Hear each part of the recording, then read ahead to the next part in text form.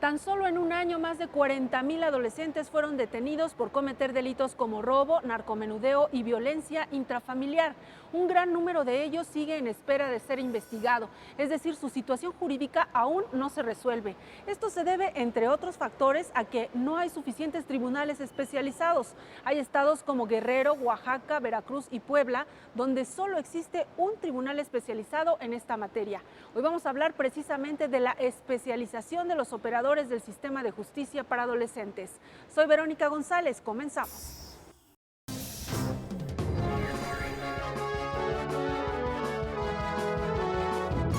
Está con nosotros Alejandro Ramón Fuentes, él es magistrado presidente del Tribunal para Menores Infractores del Poder Judicial del Estado de Durango, egresado de la Universidad Regiomontana de Nuevo León, doctor en Derecho, especialista en la materia de justicia para adolescentes. El doctor ha tomado todos los cursos que ustedes se puedan imaginar en materia de justicia para adolescentes, cursos que han sido impartidos por la CONATRIP, la Comisión Nacional de Tribunales Superiores de Justicia de los Estados, la Red de Escuelas Judiciales de la República Mexicana, en fin, todo un experto. Bienvenido, magistrado. Muchísimas gracias.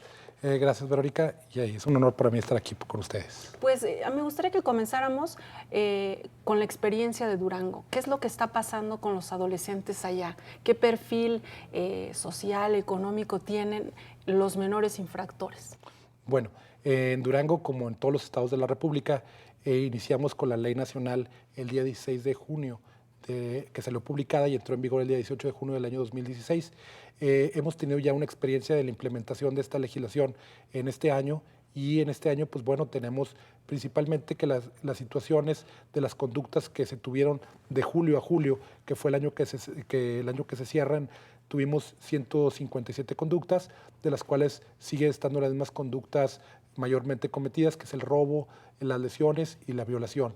Y de estos estamos hablando que estos 159 serían 5 delitos de carácter federal únicamente, que sería aportación de armas de fuego y delitos contra la salud. La tendencia en cuestión de las conductas sigue siendo la misma, es una tendencia baja. Sin embargo, pues tenemos algunas implicaciones y algunos retos que se tienen que superar conforme a la implementación de esta nueva legislación de carácter nacional. ¿Cómo se están resolviendo los asuntos? Antes de que entremos ya al detalle de lo que dice la ley y que hablemos un poco de la parte de la procuración y sobre todo de la impartición de justicia, esta cantidad de asuntos ya se dictó sentencia, ¿qué salidas se optaron para resolver estos conflictos? Ok, aquí sí tuvimos un gran avance en lo que son los medios alternos de justicia, ya que del universo de expedientes el 50% se resolvieron a través de sentencia y el 47% por salidas alternas. Esto pues obviamente sí superó lo de años anteriores, ya que con la implementación de esta nueva ley entra la figura del facilitador.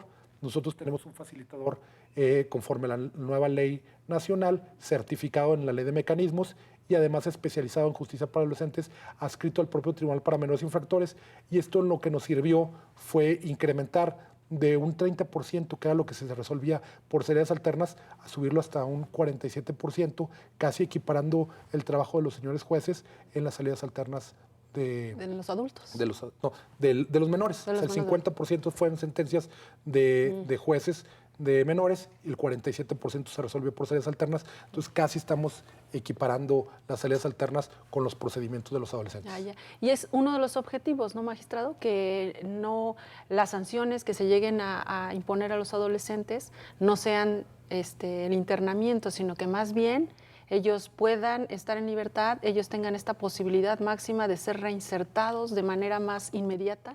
Así es, Verónica. La ley nacional contempla principios generales del sistema. Uno de los principios generales del sistema es el principio de mínima intervención.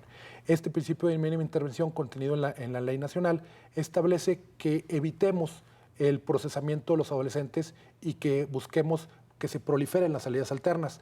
Por eso se incluye dentro de las autoridades especializadas a los facilitadores especializados. El facilitador especializado, al estar en sede judicial y adscrito al tribunal, pues permite que sean más rápidos los procesos alternativos, los procesos de justicia restaurativa, los acuerdos reparatorios o la suspensión condicional del proceso, todos ellos como salidas alternas, para efecto de poder garantizar este principio de mínima intervención y evitar el procesamiento de los adolescentes. ¿Qué es lo que está pasando allá en Durango en cuanto al cumplimiento, ya en la parte de la ejecución, ¿no?, de la pena, cómo se repara el daño, cómo el adolescente, qué tanta disposición tiene como para asumir la responsabilidad y irse reinsertando en la sociedad. Bueno, la justicia para adolescentes van incluidas muchas figuras, no solamente las de carácter de procuración o de impartición de justicia, sino que dentro de las figuras especializadas a que refiere el artículo 63 encontramos la autoridad administrativa. La autoridad administrativa es la encargada del seguimiento tanto de las medidas cautelares en libertad como en internamiento, como el seguimiento de las medidas de sanción privativas de libertad o no privativas. Esta autoridad administrativa va muy de la mano también con el trabajo que se realice con las organizaciones civiles que también apoyen a los menores en el seguimiento de las medidas de sanción. Y obviamente lo que tenemos en Durango, si tenemos un 50% de procedimientos que se resolvieron de junio a junio y que hubo sentencia, pues estas sentencias van privilegiando la situación de que no todos sean medida de internamiento. La medida de internamiento únicamente es aplicable a aquellos adolescentes de 14 a 18 años dentro de los grupos etarios 2 y 3 de que establece la ley y únicamente para las conductas previstas en el artículo 164. Entonces, a los adolescentes, ya sea una medida de sanción o una medida de internamiento, la autoridad administrativa da el seguimiento y busca que se cumpla el plan individualizado, que a su vez será revisado por el juez de ejecución, lo que nos va a garantizar de que si se cumplen las medidas y las medidas son acorde a los principios y las finalidades socioeducativas del sistema, el adolescente será reintegrado tanto a la sociedad como a su seno familiar con herramientas que le permitan enfrentar la vida en sociedad. ¿Y en qué consisten estos programas que tienen ellos que cumplir? Bueno, se establece una infinidad de medidas que es parte de que la medida de internamiento sea la medida excepcional y como último recurso tiene que existir un catálogo amplio de medidas y las medidas van tendientes referente a la finalidad que se busque alcanzar con el adolescente y restablecerle en algo sus derechos. Si encontramos un adolescente que trae un problema de adicción a la salud, pues bueno, sería lo principal, restablecer esta situación del derecho a la salud y poniéndole a lo mejor una medida de que se abstenga a ingerir tipo de bebidas embriagantes o drogas y además someterse a un tratamiento. Esto es muy importante destacar que las medidas que se le pueden de sanción solamente al grupo etario 1, que compuesto de 12 a 14 años de edad, se le puede imponer una medida. A los del grupo etario 2, que es contenido de 14 a 16 y de 16 a 18, el grupo 3, se le puede imponer 2 medidas. Estas medidas pueden ser de cumplimiento simultáneo, instantáneo o sucesivo, pero solamente tendríamos la cuestión de 2. Entonces tendríamos que ir encadenado a que el momento de la medida que se le imponga de sanción va encaminado a restablecer o a buscar lo que lo motivó a la conducta delictiva. Si la conducta delictiva fue de robo y lo que lo cometió fue adquirir dinero para una adicción que tiene, pues lo que tendríamos que atender primordialmente sería la adicción y el tratamiento. Entonces ahí hablaremos de 2 medidas, la medida de no consumir y la medida de someterse a un tratamiento, con lo cual estaríamos buscando que esta medida tenga como fin que el menor ya no vuelva a reincidir, porque lo que lo motivaba a la comisión de la conducta era el consumo de drogas. Bien, vamos a hacer una pausa Claro que sí. Y de regreso entramos más a fondo a la parte de la especialización de los operadores de este sistema. Perfecto, muchas gracias. Vamos a la pausa y en un momento regresamos. Estamos en Escuela Judicial. Regresamos.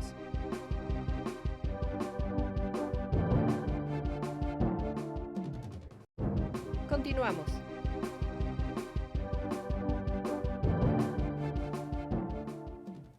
Echemos un vistazo a las actividades académicas de la Escuela Judicial y regresamos con el tema de hoy, justicia penal para adolescentes.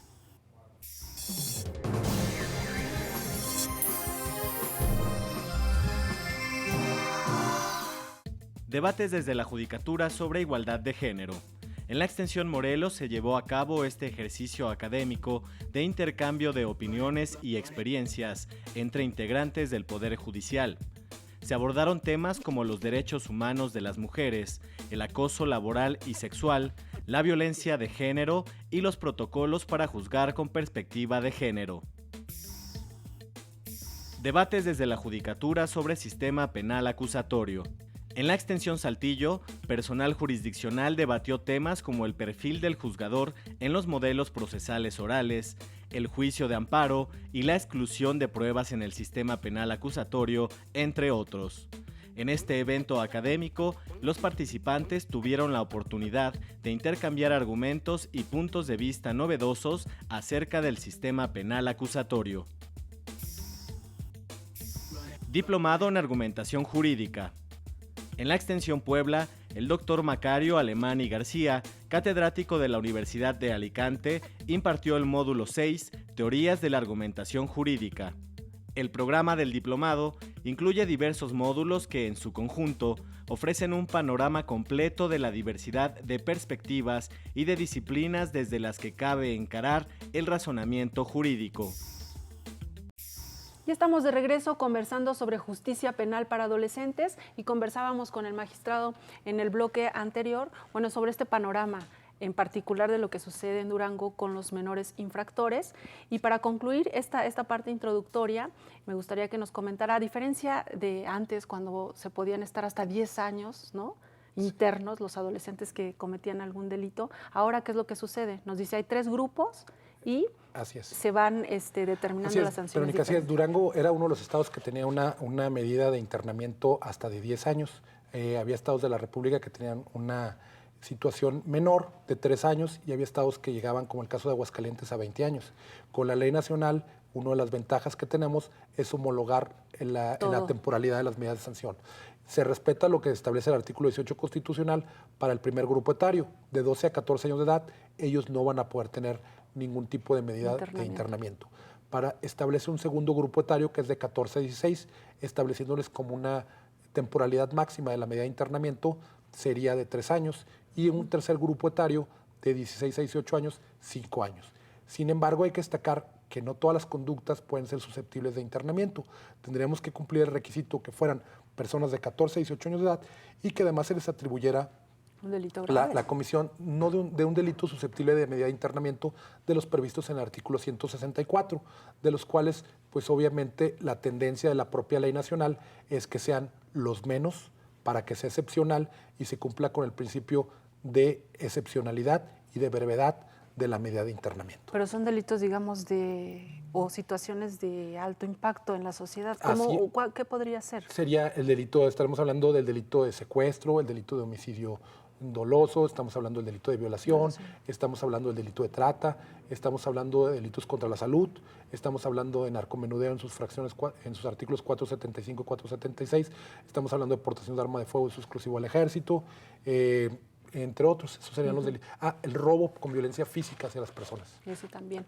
Magistrado, ahora hablando en la parte de la especialización, que es uno de los enfoques que da esta ley nacional, ¿especialización de quiénes? ¿Quiénes están obligados a ser especialistas en el tema de adolescentes? Mira, Verónica, ese tema es un tema muy importante porque la especialización no solamente la ley nacional lo contempla como un derecho y una obligación de ciertas autoridades, sino que este es un derecho humano que se tiene a favor de los adolescentes, que proviene directamente de la Convención sobre los Derechos del Niño y del Pacto de San José de Costa Rica, referente en el artículo 19, y que fue desarrollado en la opinión consultiva 17/2002.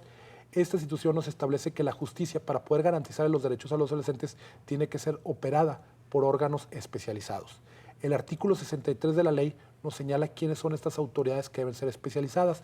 Encontramos que debe ser especializado el defensor, para que tenga una defensa especializada el adolescente, el agente del Ministerio Público debe ser especializado, los órganos jurisdiccionales, llámese juez de control, juez de tribunal de enjuiciamiento, juez de ejecución y magistrado de segunda instancia, pues deben ser especializados. También debe ser especializados la autoridad administrativa, que como te decía en una primera etapa, son los que se encargan del seguimiento de las medidas cautelares, tanto en prisión como en libertad, y del seguimiento de las medidas de sanción en libertad como en internamiento.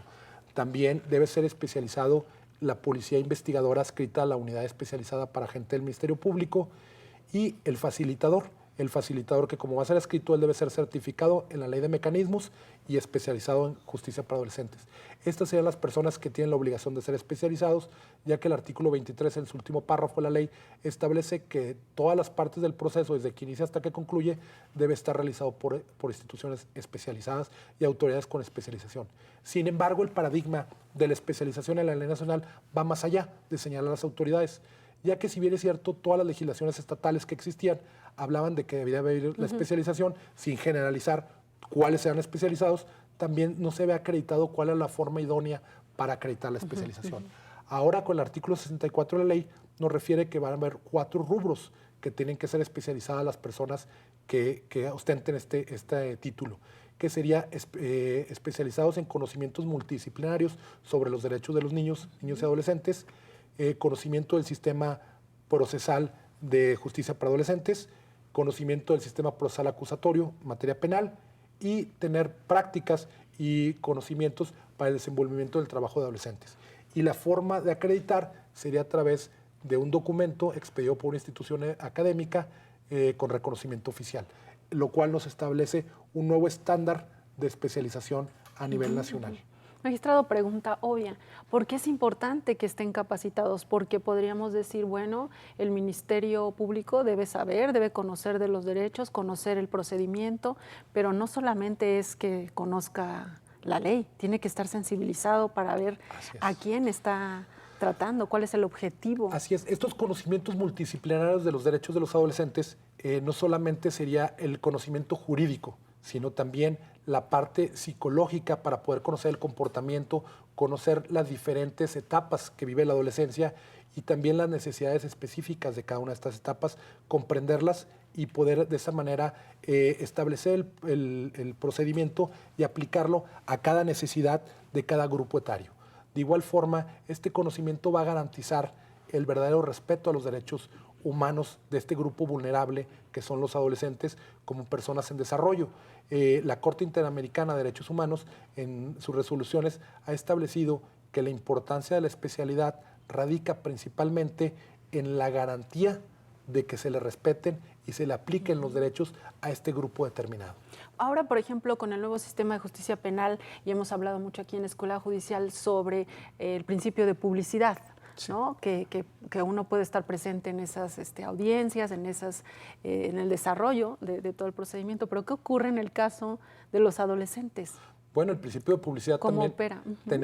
Lo tenemos previsto dentro de los principios procesales, sin embargo, su interpretación o su aplicación es en sentido contrario. Las audiencias de los adolescentes son audiencias privadas, lo que se busca preservar es el derecho a la intimidad y la protección personal de los datos de los adolescentes. En algún momento, el mismo adolescente puede solicitar que sea pública la audiencia, se tendría que verificar que no se afecta al interés superior del adolescente para poder que la autoridad autorice esta situación. Es tan estricto el principio de publicidad que el artículo 37 de la Ley Nacional nos señala que no solamente no pueden haber los registros de los adolescentes, sino que a su vez estos registros van a sufrir una depuración y nos establece un tiempo, un cronograma temporal en qué momentos y en qué supuestos se van a ir depurando, cayendo que si un menor ha sido sentenciado y ya cumplió su sentencia, a los 3 años se va a depurar. Es decir, ¿se va a borrar? Ya no va a existir. O sea, ya no va a existir ni siquiera el expediente. Se va a preservar a lo mejor la sentencia y algunos datos administrativos, pero en sí el procedimiento... ¿Esto tiene que ver como con la reinserción social? ¿Con la idea Es parte. Yo creo que no quede rastro de que el menor pueda haber un señalamiento en que fue procesado y verdaderamente recobre su reintegración social y familiar a su seno, sin que haya un señalamiento directo que lo criminalice. Bien, esta parte es muy interesante, a diferencia de lo que ocurre con los adultos, ¿no? Vamos a hacer una segunda pausa, se nos está yendo muy rápido el tiempo y el tema está verdaderamente interesante. Vamos a la pausa. Gracias. Vamos a la pausa y regresamos. Regresamos.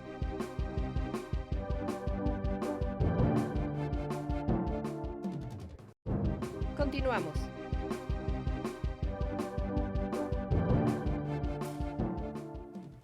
Vamos a ver qué eventos tiene programados la Escuela Judicial para los próximos días y regresamos con las conclusiones del tema de hoy, justicia penal para adolescentes.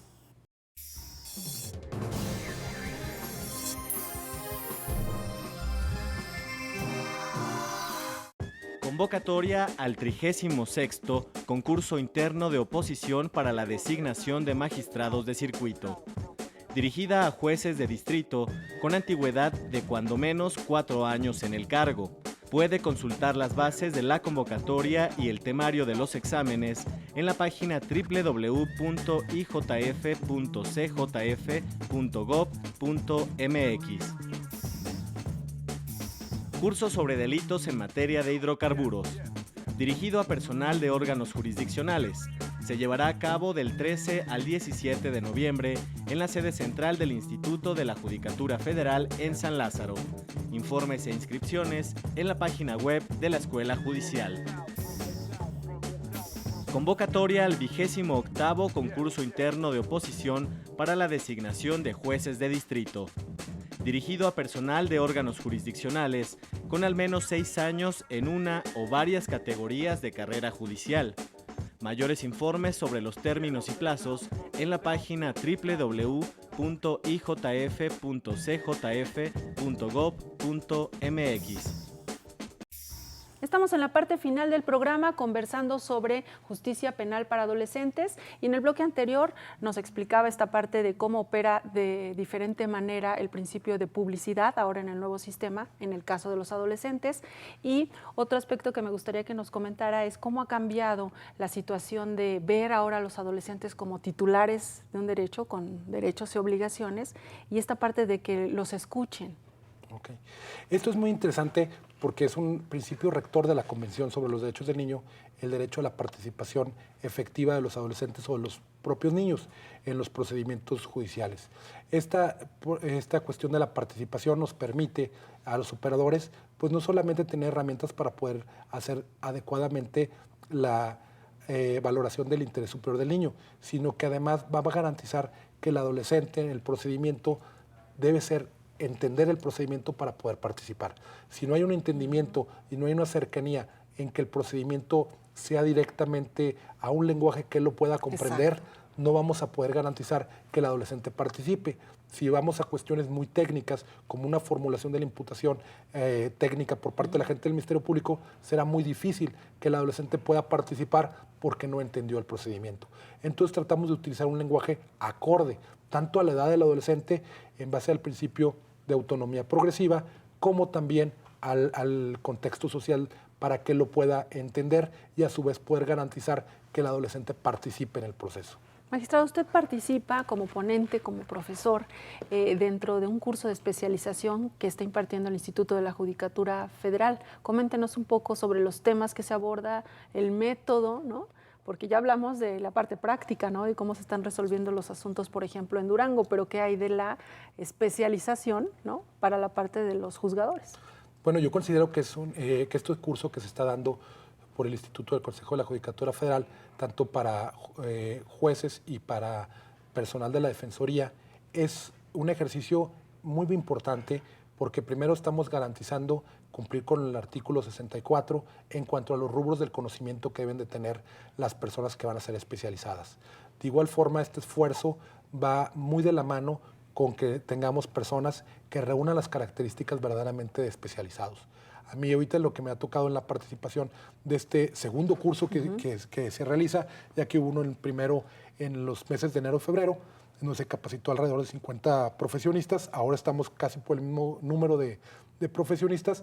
Estoy interviniendo en un seminario, que este seminario va referente a hacer un trabajo de conocimiento de la legislación, en donde además se aporte por parte de los estudiantes conocimientos para llegar a cabo, presentar un trabajo que sería comentar la ley. Pero comentar la ley nacional no solamente implica un estudio monográfico o un estudio, sino que implica que verdaderamente hagan suya la ley para poder tener una opinión concreta y compararla con instrumentos internacionales como lo son la Convención sobre los Derechos del Niño, la propia Observación General 10, 12 y 14, emitidas por el Comité de los Derechos del Niño, referentes a la justicia para menores, referente al derecho de participar a los menores en los procedimientos y la valoración del interés superior del niño, así como el Pacto de San José en su artículo 19 y la opinión consultiva 17. También que asimilen y tengan conocimiento para poder debatir sobre la ley, sobre la acción de inconstitucional 37/2006, resuelta por la Suprema Corte de Justicia, en donde interpretó el artículo 18 de la Constitución, que nos da las bases para establecer constitucionalmente el sistema de justicia para adolescentes, aun y cuando es una reforma, la primera que sufrió del 12 de diciembre del 2005, sin embargo, ahora con la reforma del día 2 de julio del 2015, pues nada más sufre el artículo 18 algunas modificaciones de términos. Sin embargo, la esencia del proceso y del sistema integral queda ahí. Entonces sería que ellos demuestren el conocimiento de esta materia asimilado y comparado con la propia ley nacional, que a ver si recoge tanto los postulados internacionales y convencionales como los propios constitucionales. Y esto sería una herramienta que para el conocimiento y además para un aporte científico y documental sobre la ley nacional.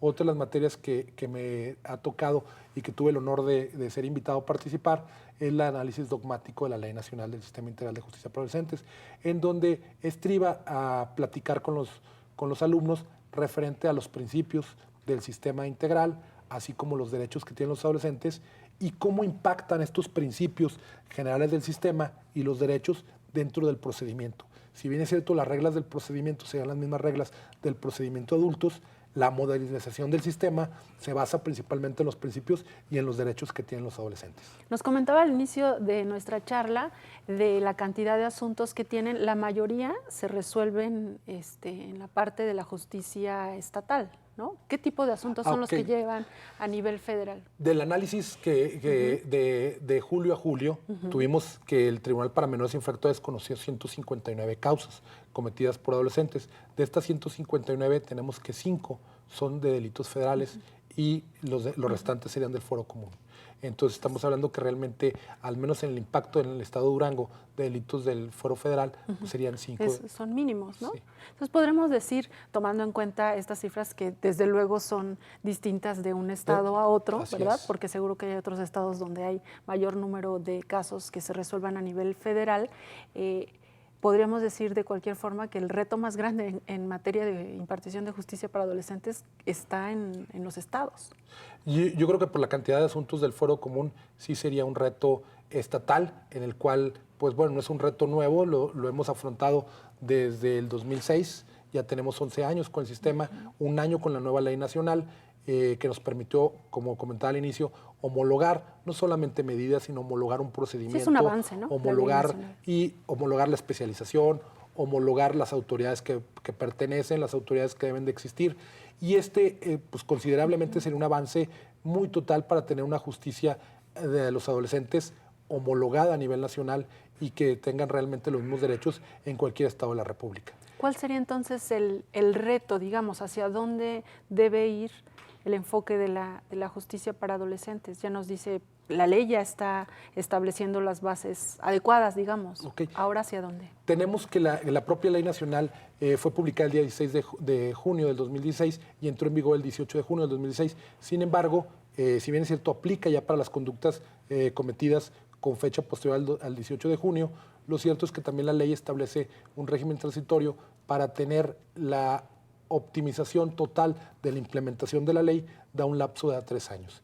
Este sería el reto que tendríamos a niveles estatales, pues obviamente garantizar que todas las autoridades del sistema cumplan la especialización, se reúnan y se acrediten todos los requisitos y se garanticen todos los derechos de los adolescentes. Y yo creo que el reto también a nivel federal, que es un reto que está enfrentando la Escuela Judicial al capacitar y tener tanto defensores como juzgadores en materia especializada, pues un reto que antes del 18 de junio del 2019 ya cuente con las autoridades especializadas que se requieren para el ámbito federal. Es decir, nos quedan 2 años para cumplir esa meta de la especialización. Así es. Muy bien, magistrado Alejandro Ramón Fuentes, muchas gracias por habernos acompañado en el programa de hoy y lo esperamos pronto para darle seguimiento a este Le agradezco tema. mucho la invitación, Verónica, y les agradezco a todos. Gracias. Muchas gracias. Gracias también a usted por su atención. A nombre del equipo de producción que hace posible este programa, lo esperamos la próxima semana con más de las actividades de la Escuela Judicial. Hasta la próxima.